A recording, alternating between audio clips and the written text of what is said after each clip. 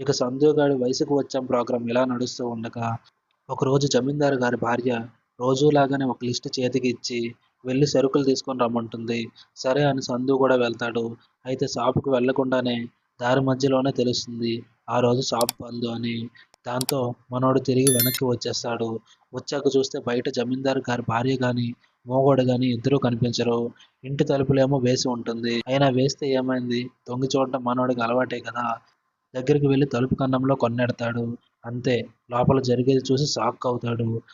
ఇన్ని రోజులు జమీందారు గారి భార్య పక్కూర్లో ఉండే షాపుకి వెళ్ళి మాత్రమే ఎందుకు సరుకులు తీసుకొని రమ్మంటుందో మనోడికి ఇప్పుడు అర్థమైంది.